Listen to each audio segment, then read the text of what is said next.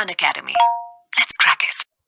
नमस्कार दोस्तों, आज हमारे बीच हैं डीएसपी सोनू कुर्मी जी। हम जानेंगे इनकी जर्नी कैसे स्टार्ट हुई, क्या क्या चैलेंजेस थे और एमपीपीएससी को लेकर जो है क्या इनकी स्ट्रैटेजी रही। सबसे पहले इनके बेसिक प्रोफाइल में आपको जनरल प्रोफाइल में आपको बता देता हूं कि इन्होंने बी फार्मा कंप्लीट किया है 2015 में। इसके अलावा एमपीपीएससी रैंक होल्डर हैं, 18th रैंक रही है, सेकंड अटेम्प्ट था इनका ये।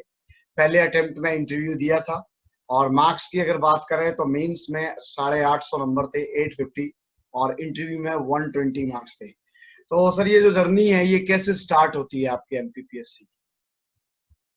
First of all thank you कि इनवाइट किया आपने मुझे अनअकैडमी के प्लेटफॉर्म पे। It's always a pleasure for me to share my experience with new candidates, न्यूवीज।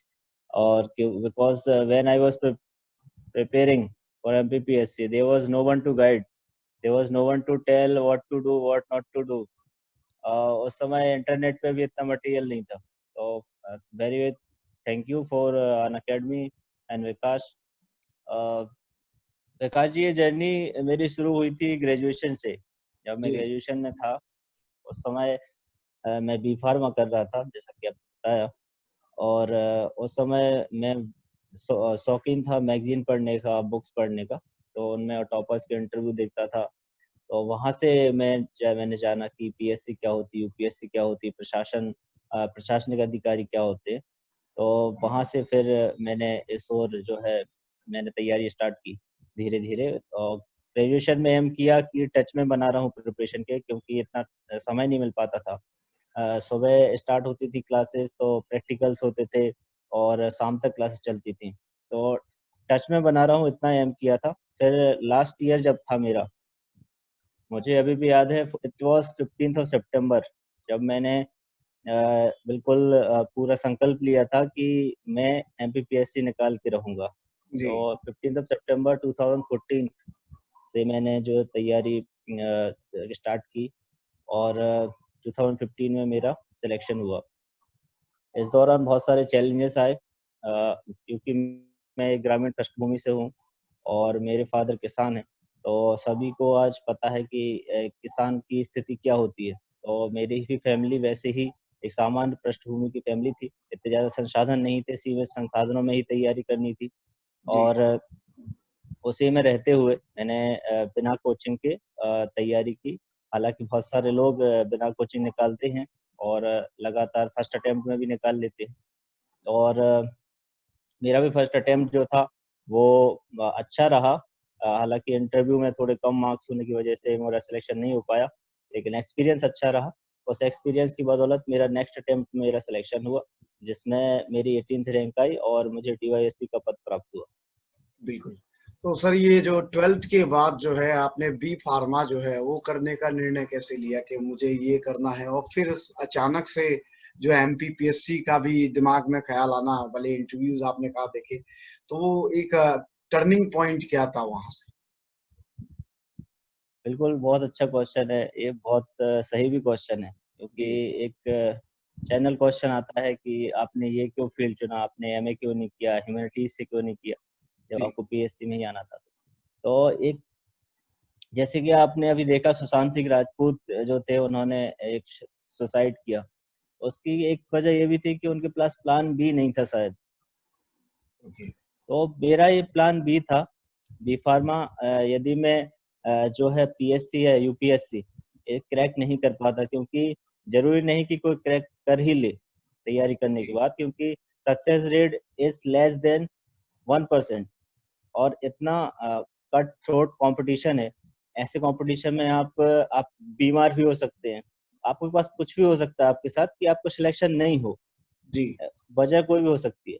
तो आपके पास प्लान बी होना चाहिए। तो सागर में रहते हुए जो सबसे अच्छा से अच्छा कोर्स में कर सकता था, it was B pharma from department of pharmaceutical sciences, doctor Hari Singh was central university. तो वहाँ one of the best minds of MP, not only MP, India के बेस्ट माइंड्स वहाँ पे आते हैं। और उनके साथ जब आप पढ़ाई करते हो तो आप ना सिर्फ एक कंपटीशन में रहते हो, आप एक स्किल्स सीखते हो, आप स्मार्ट स्टडी करना सीखते हो। तो ये मेरा एम था कि ये मेरा प्लान बी भी रहेगा, और मैं one of the best minds में अगर रहूँगा, तो उतना ही अच्छा मेरा परफ़ॉर्म मेरी एमपीपीएससी और यूपीएससी यदि मैं परीक्षा दूँगा तो उसमें भी ये है। जी, जनरली जो हमारे लिसनर्स हैं उनका एक प्रश्न हमेशा रहता है कि सर जितने भी टॉपर्स के इंटरव्यूज हमने देखे हैं, तो क्या 10th और 12th में वो एक एवरेज स्टूडेंट थे या एक टॉपर स्टूडेंट थे? क्योंकि सबके अपने-अपने कॉन्सेप्ट्स रहे हैं। कुछ कुछ जो है ऐसी सिचुएशन से भी आए हैं, जैसे लास्ट इंटरव्यू मैंने किया था विकास कुमार सिंह सर का, तो ये 12th में 3 सब्जेक्ट्स में फेल थे। और उसके बाद की जो जर्नी है बहुत खूबसूरत जर्नी उनकी रही, लगातार 5 बार एमपीपीएससी में उनको सिलेक्शन मिला। तो आप 10th और 12th में जो है कैसे स्टूडेंट थे? क्या एक ब्रिलियंट स्टूडेंट थे, एवरेज स्टूडेंट थे, क्या चीजें थी आपको? जी, विकास जी, मैं भी एक एवरेज स्टूडेंट था, और मुझे बोलने में कोई भी हिचक नहीं है, क्योंकि इस परीक्षा के लिए आप कितनी तैयारी करते हो ये मैटर करता है, ना कि जी आपने पहले क्या किया है। कई लोग होते हैं जो टॉपर्स होते हैं, जिले में एमपी में टॉपर हो जाते हैं, लेकिन वो एमपीपीएससी यूपीएससी नहीं निकाल पाते, क्योंकि वो इस एग्जाम के लिए इतनी तैयारी नहीं करते, इतनी मेहनत नहीं करते। तो जो भी एवरेज स्टूडेंट समझते हैं, जो भी आई वाज एवरेज स्टूडेंट, और मैं बैकग्राउंड भी एवरेज था मेरा। मैं गांव से था और पढ़ाई में भी एवरेज ही था, और 12th तक मैं क्रिकेट बहुत खेलता था, तो पढ़ाई में बहुत कम ही ध्यान देता था। जी उसके बाद मैंने ध्यान देना शुरू किया ग्रेजुएशन के बाद। तो एवरेज स्टूडेंट भी इस परीक्षा को निकाल सकते हैं, हिंदी मीडियम वाले भी इस परीक्षा को निकाल सकते हैं, गांव से आने वाले लोग भी इस परीक्षा को निकाल सकते हैं, जिनकी बैकग्राउंड में, जिनके परिवार में कोई भी प्रशासनिक अधिकारी नहीं है, वो लोग भी इस परीक्षा को निकाल सकते हैं। क्योंकि एमपीपीएससी या यूपीएससी ने अपने नोटिफिकेशन में कहीं भी ये नहीं लिखा है कि आप शहर से होने चाहिए, आपके घर में कोई प्रशासनिक अधिकारी होना चाहिए, या आप बहुत अमीर घर से होने चाहिए, आप जी इंग्लिश मीडियम वाले होने चाहिए। ये कहीं भी नहीं लिखा है। जी। तो जब बी फार्मा आप कर रहे थे तो उस समय जो है अचानक से जो है, क्योंकि ये एक you were in the top of the universities है ना, हमारे प्रदेश की सबसे बड़ी यूनिवर्सिटी है, सबसे पुरानी यूनिवर्सिटी में से है। तो वहां जब आप पढ़ रहे थे, बी फार्मा की तैयारी कर रहे थे, तो कितना टाइम मिलता था? क्योंकि आपने कोचिंग भी नहीं की है, तो वहां से बी फार्मा एक फील्ड अलग हो जाता है, ये सब्जेक्ट्स ज्योग्राफी हिस्ट्री अलग हो जाते हैं। तो कैसे इन सारी चीजों को टैकल किया कि हम वहां से निकलकर और यहाँ तक का जो सफर है वो कितना चैलेंजिंग था? बिल्कुल, टाइम मैनेजमेंट बहुत ज़रूरी होता है जब आप तैयारी कर रहे होते हैं। शेड्यूल करना पड़ता है, प्लानिंग करनी पड़ती है, इसके बिना जी बिल्कुल भी नहीं हो सकता कुछ भी। तो मेरी प्लानिंग ये रहती थी कि मैं कॉलेज भी अच्छी तरीके से करूँ, जी और मेरी एमपीपीएससी की जो तैयारी है उसको भी अच्छी तरीके से करूँ। तो जब मैंने स्टार्ट की प्रिपरेशन, तो मेरा एम ये था कि मैं टच में बना रहा हूँ, मैं करंट अफेयर्स एटलीस्ट देखता रहूँ, थोड़ा बहुत पढ़ता रहूँ। मैं बिल्कुल भी कटू नहीं है इस तैयारी से, थोड़ा टच में बना रहा हूँ, 1 या 2 घंटे जितनी भी स्टडी कर पा रहा हूँ। जी अब जब मेरा लास्ट ईयर आया, तो फिर मैंने उसके लिए और एक्सेलरेट किया, और एक क्रिकेट की भाषा में कहना चाहिए स्ट्राइक रेट को बढ़ाया। जी और मेरी प्लानिंग ये रहती थी कि दिन में मैं कॉलेज की तैयारी करता था, दिन में मैं कॉलेज के लिए पढ़ता था, और जी जब शाम या रात में मैं एमपीपीएससी और यूपीएससी के लिए पढ़ता था। सेम सुबह था, सुबह मेरा जो रूटीन था बहुत जल्दी शुरू होता था। तो सुबह जितने बजे 5 बजे के आसपास मैं उठता था, और उसके बाद मैं एमपीपीएससी यूपीएससी के जो भी सब्जेक्ट हैं उनके लिए पढ़ता था, अध्ययन करता था। उसके बाद में जी। कॉलेज जाता था, कॉलेज की पढ़ाई पूरी करता था, शाम तक वो करता था। उसके बाद रात में जितना भी समय मिलता था, मेरा one MPPSC one UPSC. Second sir, sorry to interrupt you, 1 second. तो इस तरीके से मेरा शेड्यूल रहता था कि दिन में मैं कॉलेज के लिए पढ़ता था, और शाम को या रात में जो है एमपीपीएससी यूपीएससी को टारगेट करता था। तो बहुत मैंने एंजॉय किया अपनी प्रिपरेशन को, कॉलेज ग्रेजुएशन को भी एंजॉय किया, एमपीपीएससी जो भी तैयारी कर रहा था मैं उसको भी मैंने पूरा एंजॉय किया। और जो भी लोग तैयारी कर रहे हैं, बिल्कुल भी यदि वो एक ऐसा कोई कोर्स है जहाँ जी टाइम कंज्यूमिंग है, अब मेरे प्रैक्टिकल्स 3-3 घंटे के होते थे, वहाँ खड़े रहना पड़ता था, प्रैक्टिकल्स करने पड़ते थे। और लेकिन बिल्कुल भी मुझे ऐसा नहीं लगता था कि हाँ, मैं क्यों हूँ जब मुझे पीएससी या यूपीएससी करनी है, क्योंकि वो कहीं न कहीं आपके लिए काम आता है नॉलेज। जी और वहाँ का जो एनवायरनमेंट था वो रिफ्रेश भी करता है आपके लिए। यूपीएससी, एमपीपीएससी का जो सिलेबस है वो अलग है, और जो बी फार्मा है उसके सब्जेक्ट उसकी पढ़ाई अलग होती है, तो इसमें रिफ्रेश भी हो जाता है आपका माइंड, एक नई चीज मिलती है आपके लिए, तो ज्यादा बेहतर तरीके से आप समझते हो। बिल्कुल, जैसे कि आपने मतलब कोचिंग नहीं की है, तो गाइडेंस के लिए कि मुझे इसमें ये पढ़ना है, ये सब्जेक्ट्स को ऐसे डील करना है, ये जो अप्रोच है वो कहाँ से मिली? Because it is very important कि आपको पता हो कि आपको क्या पढ़ना है और क्या नहीं पढ़ना है, इसके बिना तो कुछ भी नहीं हो पाएगा। तो जी, आपकी गाइडेंग टॉर्च सबसे पहले तो आपका जो पुराने प्रीवियस ईयर क्वेश्चन पेपर रहते हैं वो होने जी, चाहिए, और उसके बाद सिलेबस होना चाहिए। आपको बहुत अच्छी तरीके से सिलेबस याद होना चाहिए, मैं कहूँगा, क्योंकि आप जब तैयारी कर रहे हो, आप कोई बुक पढ़ रहे हो, किस चीज को कितने इम्पोर्टेंस देना है, किस चीज को कितने ध्यान से पढ़ना है, ये आपको तब पता चलेगा जब आपको सिलेबस पता होगा कि सिलेबस में किस चीज पे उन्होंने ज्यादा वेटेज दिया है, किस चीज के लिए। इसी प्रकार से जब क्वेश्चन पेपर आप देखोगे कहाँ से क्वेश्चन आ रहे हैं, क्या क्वेश्चन आ रहे हैं, किस तरीके से क्वेश्चन पूछे जाते हैं, तभी आप समझ पाओ। करंट अफेयर्स आप पढ़ रहे हो, कौन सी जी। चीज इंपॉर्टेंट है, ये आपको तभी पता चलेगी जब सिलेबस आपको पता होगा, प्रीवियस ईयर क्वेश्चन आपको पता होंगे।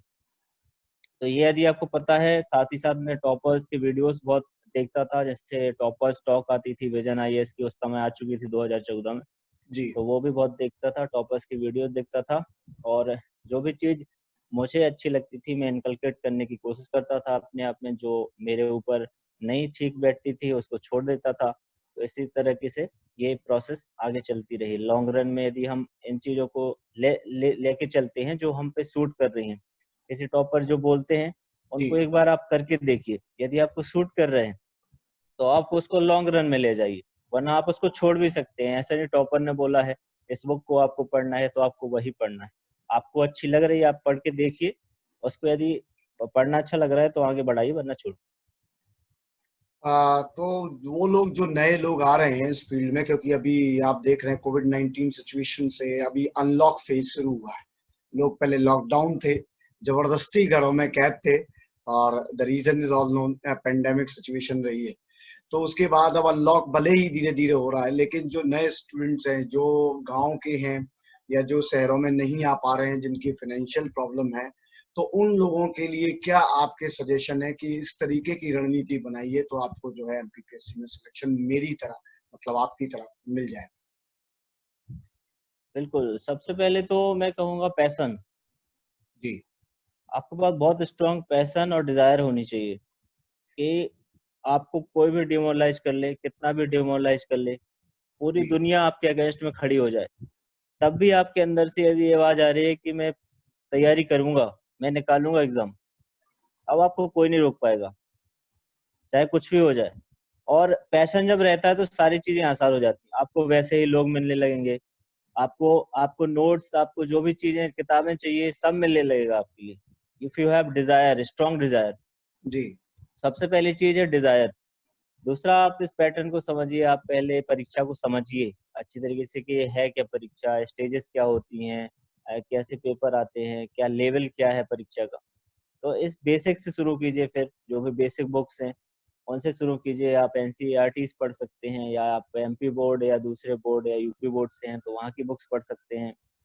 तो इस बेसिक से शुरू करके फिर आप स्टैंडर्ड बुक्स पे आए, फिर स्टैंडर्ड बुक्स से फिर आप राइटिंग शुरू करें, इस तरीके से आप आगे बढ़ते जाएं। सफलता सभी को, जो भी हैं, जैसा मैंने कहा, ग्रामीण क्षेत्र से, शहरी क्षेत्र से, आजकल कोई भी वो नहीं है, क्योंकि आज इंटरनेट पे इतना मटेरियल जी। है, थैंक्स टू अनअकैडमी जैसे platform. Unacademy was started in 2014-15। जी। जब ये स्टार्ट नहीं हुआ था तब मैं तैयारी कर रहा था, और रोमन सैनी वीडियो डालते थे अनअकैडमी का, जो उनका यूट्यूब जी। चैनल था, जी। तो उस पर भी मैंने पढ़ाई किया है। तो इस तरीके से आप तो आज तो बहुत सारे प्लेटफॉर्म है, you have to choose wisely कि आपको क्या चाहिए क्या नहीं चाहिए, उसके अकॉर्डिंग आप यहाँ से बहुत बहुत सारे टॉपर्स भी हैं आजकल ऑनलाइन, तो आप वहाँ से सीख सकते हो। मेरा खुद का चैनल है विनर्स एजुकेशन पॉइंट, तो वहाँ जी। पे भी आप जाके आप देखोगे आंसर राइटिंग सीरीज और मेन से प्री का सीरीज मटेरियल पूरा है। तो जी। आप इस तरीके से, और भी सारे टॉपर हैं और भी सारे चैनल हैं, मैं ये नहीं बोल रहा मेरा ही चैनल, जी। आपको जो भी अच्छा लगता है वहां पे आप जाके आप तैयारी कर सकते हो। और कोई जरूरत नहीं है आप कोचिंग जाने की, समय बर्बाद करने की, क्लास में बैठे रहने की, टीचर का इंतजार करने की। आपको जब पढ़ना है, तो जहाँ पढ़ना है वहां आप पढ़ सकते हो और इस एग्जाम को क्रैक कर सकते हो। एग्जाम को यूपीएससी, एमपीपीएससी किसी भी एग्जाम को आप क्रैक कर सकते हैं। जी, यूनिफॉर्म जॉब में आकर आप कैसा महसूस कर रहे हैं? क्योंकि डीसी पोस्ट भी थी, डीएसपी भी है और भी जैसे पोस्ट थी, तो क्या ये आपके जो चाहते थे आप, डिजायर्ड पोस्ट है जिस पर आप काम करना चाहते थे? क्या डिफरेंस अभी नजर आता है जब आप फील्ड में होते हैं? आई फील वेरी प्राउड कि मैं पुलिस में हूँ, और मुझे बिल्कुल भी ऐसा नहीं लगता कि मुझे एसडीएम बनना चाहिए था या मैं डिप्टी कलेक्टर बन जाता। हालाँकि फील्ड और जो प्लेटफ़ॉर्म रहता है वो बढ़ जाता है, आपकी जी, ज़िम्मेदारियाँ भी बढ़ जाती हैं, आप काम का दायरा भी बढ़ जाता है। तो यदि वो ज़िम्मेदारी मुझे मिलती तो मुझे कोई ऐतराज़ नहीं था। लेकिन ऐसा भी नहीं है कि इस पोस्ट पे रहते हुए मुझे कोई मलाल है या फिर ऐसा लग रहा है कि नहीं ये पोस्ट खराब है। जी, क्योंकि यूनिफ़ॉर्म आपने देखा होगा लॉकडाउन में कितना अच्छा काम रहा पुलिस का। जी, बिल्कुल, और पुलिस एक बैकबोन की तरह है, सेनापति की तरह है। वो यदि नहीं होगी, यदि आपको सुरक्षा ही नहीं होगी तो आप डेवलपमेंट कहाँ से करोगे? बिल्कुल। Security is primary. सिक्योरिटी नहीं होगी तो डेवलपमेंट नहीं होगा, है ना? कोई भी आपको आपके देश को आपको मार के चला जाएगा, आप पे राज करने लगेगा, है ना? तो जो प्राइमरी चीज़ है वो सुरक्षा ही है और जो पुलिस प्रोवाइड करती है। जी, जी। आई फील मुझे वेरी प्राउड। बिल्कुल, मुझे याद आ रहा है जब जॉन स्टुअर्ट मिल ने द लिबर्टी किताब लिखी थी, उसमें भी ये ज़िक्र किया था, लिबरलाइज़ेशन के समय में, कि सबसे पहली ज़रूरत होती है पुलिस स्टेट, जनरली कहते थे पहले देशों को, जो सिर्फ़ अपनी सुरक्षा के लिए खर्च करते थे कि आप मुझे सिक्योरिटी दें, हम आपको उसका पैसा देते हैं। तो पुलिस स्टेट ऐसे कहे जाते थे, और आज के समय में सबसे ज़रूरी चीज़ ये है कि पुलिस का जो है कम्युनिटी पुलिसिंग का दायरा बहुत बढ़ गया है। लोगों का ध्यान भी रखना है, मतलब क्राइम कंट्रोलिंग के साथ-साथ अपनी एक सोशल रिस्पॉन्सिबिलिटी भी जो है बढ़ गई है। तो क्या कुछ कितनी रिस्पॉन्सिबिलिटी ये बढ़ गई है प्रेजेंट सिनेरियो? प्रेज़ेंट में अब कॉलोनियल वाली पुलिस जो है, औपनिवेशिक पुलिस जो थी, उससे आगे बढ़ के पुलिस को आप एक एक तरीके से जैसा आपने कहा कम्युनिटी पुलिसिंग, लोगों के जी, साथ रह के, लोगों की सुन के और लोगों के साथ मिलके उनका काम करना है, जो भी उनकी समस्या है उनको समझना है। दूसरे विभागों के साथ समन्वय बहुत ज़रूरी रहता है। जी, तो इस तरीके से आज पुलिस पुराने जो थी, जिसमें औपनिवेशिक पुलिस थी, उससे अब बदल चुकी है। अब एक मैनेजर के रूप में अब एक तरीके से उसका जो चेहरा है, वो जी। एक कम्युनिटी पुलिसिंग जैसा आपने कहा, मोरल पुलिसिंग जिसे कहते हैं, उसके रूप में अब चेंज हो गया है। बहुत-बहुत धन्यवाद सर हमारे साथ जुड़ने के लिए और लाखों स्टूडेंट्स को गाइड करने के लिए, क्योंकि ये इम्पोर्टेंट इंटरव्यू जो है बहुत इम्पोर्टेंट होने वाला है, and that will be live. आप 10 बजे जब इस स्टूडेंट इस इंटरव्यू को देखते हैं तो 11 बजे यकीन मानिए इतने सारे मुझे मैसेज आते हैं कि सर उनका नंबर मिलेगा, सर ये मिलेगा, ये सारी चीज़ें हैं। तो आपको अगर टाइम मिलता है तो उन स्टूडेंट्स को भी ज़रूर, कोई इम्पोर्टेंट क्वेरीज होती है रिगार्डिंग यूनिफॉर्म जॉब, तो please guide them also in the comment box. और उम्मीद है कि आपका जो चैनल है उससे बहुत बहुत इम्पोर्टेंट हेल्प जो है मिलने वाली है। तो थैंक यू सो मच ज़रूर, फॉर ज़रूर। Being here. और कोई भी यदि मुझसे जुड़ना चाहता है तो जो भी सोशल मीडिया प्लेटफ़ॉर्म्स हैं, इंस्टाग्राम पे भी मैं हूँ, यूट्यूब में भी हूँ, ट्विटर में भी हूँ, कहीं भी आके आप कमेंट कर सकते हैं। बिल्कुल सारे कमेंट्स को मैं देखता हूँ, मैसेज कर सकते हैं इंस्टाग्राम पे जाके। जी, तो सारे जो भी आपकी क्वेरीज़ हैं, आप उसको डाल दीजिए, जब भी मुझे समय मिलेगा, I will reply definitely. Thank you sir, have a good day. Thank you, जय हिंद। जय हिंद।